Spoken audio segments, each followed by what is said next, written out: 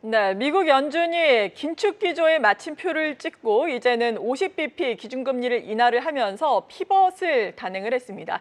이것이 갖는 의미에 대해서 오늘 심도 깊은 도움 말씀 들어보겠습니다. 긴급 전략으로 이 시간 함께 하겠는데요. 신한투자증권의 하건형 연구위원 전화로 연결되어 있습니다. 안녕하십니까?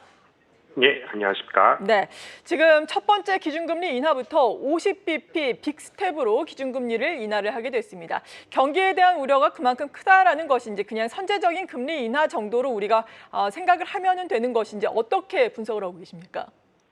우선 선제적 인하의 성격이 좀 강하다라고 보고 있습니다. 일단은 근본의 인하가 두 가지 의미가 있다라고 보고 있는데요.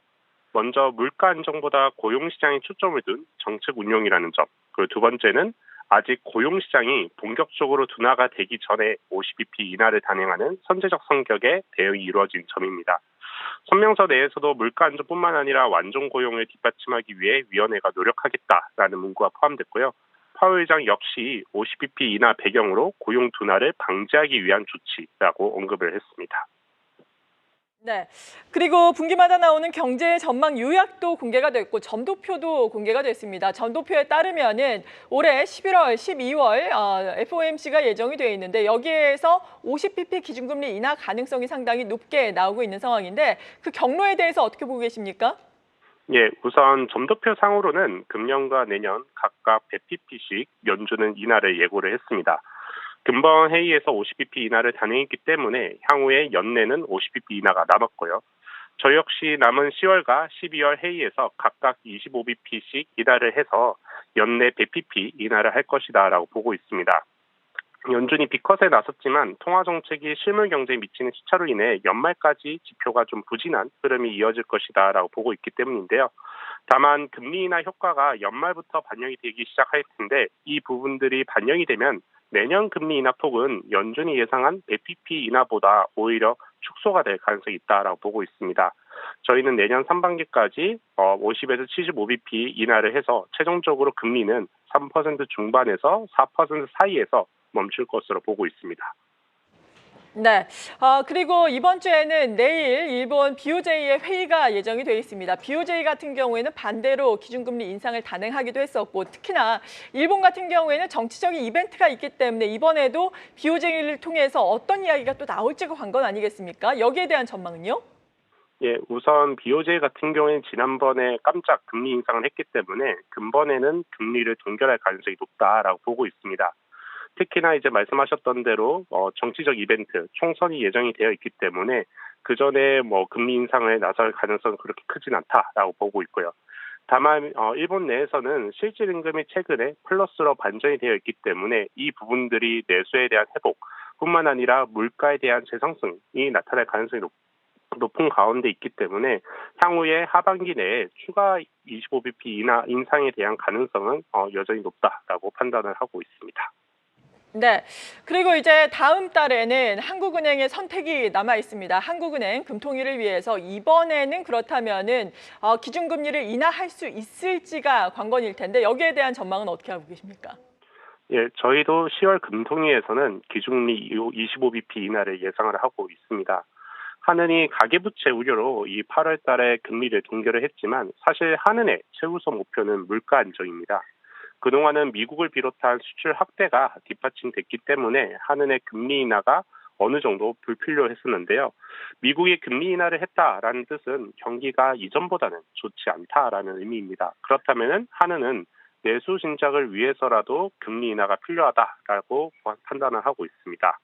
가계부채 역시 9월부터는 스트레스 DSR 적용 등으로 총량 규제에 들어간 만큼 한은의 금리 인하 여력이 기존보다 생겼다라고 평가를 하고 있습니다. 네, 그리고 금리 인하 이렇게 단행이 되면서 국제 유가와 환율의 동향도 관심이 쏠리고 있는 상황입니다. 국제 유가 같은 경우에는 최근 경기에 대한 우려, 수요 부진에 대한 우려감이 더해지고 있는 상황이고 금리가 인하됨에 따라서 미국에서 또 달러 강세 압력은 약화가 될 텐데 문제는 또 일본이 될 것 같기도 하고 이 부분에 대한 전망은 어떻게 하고 계십니까? 예, 우선 이제 유가 같은 경우에는 침체 우려 속에서 60달러 중후반까지 하락한 다음에 금리 인하에 따른 경기가 좀 하단은 좀 지지가 되지 않을까라는 기대 속에서 최근에 완만한 반등을 하고 있는 상태인데요. 저희는 그럼에도 불구하고 여전히 수요에 대해서는 아직까지도 하방 위험이 남아있다라고 판단을 하고 있습니다. 뿐만 아니라 오펙 플러스의 감산 축소 가능성과 같은 공급 확대에 대한 가능성까지 고려를 해보면은 유가 같은 경우에는 70달러 내외의 등락이 당분간 이어질 것이다 라고 판단을 하고 있고요.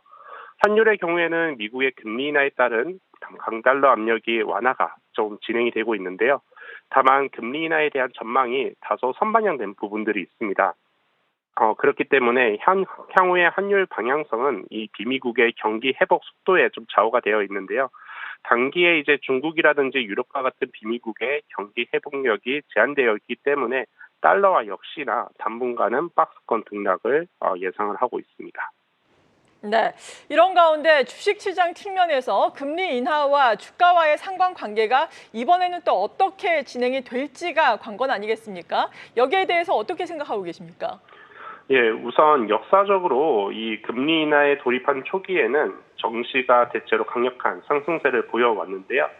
좀 더 세심하게 살펴보면은 금리 인하에 돌입한 초기에 역사적으로 증시가 강력한 상승세를 보였던 것은 주가가 상당 부분 조정을 받고 난 다음이었습니다. 금리 인하로 금융 불안이 완화가 된 효과가 컸는데요.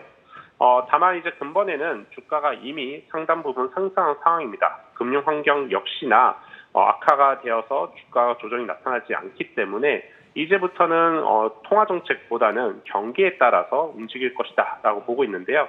이 금리 인하가 실물 경제에 반영되는 시차는 대략 한 5에서 6개월 정도 시차가 있고요. 주식시장도 2, 3개월 동안은 좀 탐색기를 좀 가지게 됩니다.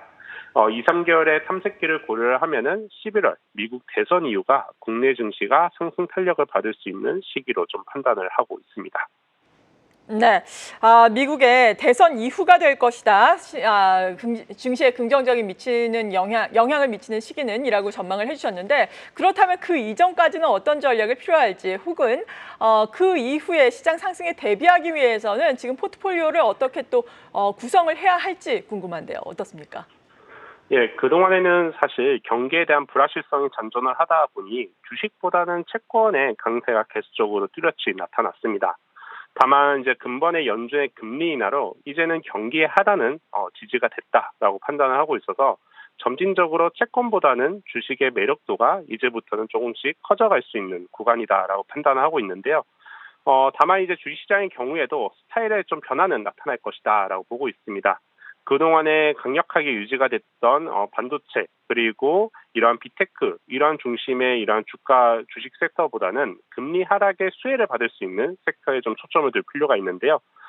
그동안에 이제 경기와 무관했던 헬스케어가 강세를 보였는데 여기에 추가로 경기에 대한 불확실성이 완화가 되면 점차 산업재 경기 소비재 등 이러한 이제 섹터들이 연말로 가면서 매력도가 좀 높아질 것이다라고 기대를 하고 있습니다. 그래서 저희도 산업재, 경기 소비재와 같이 경기와 민감하면서도 금리 하락에 좀 수혜를 받을 수 있는 이러한 업종들에 초점을 둬야 된다라고 판단을 하고 있습니다. 네, 신한투자증권의 하건형 연구위원과 함께했습니다. 감사합니다. 계속해서 다양한 경제 이슈를 알고 싶다면 구독과 좋아요, 알림 설정 부탁드립니다. AI 캐스터 권미정이었습니다.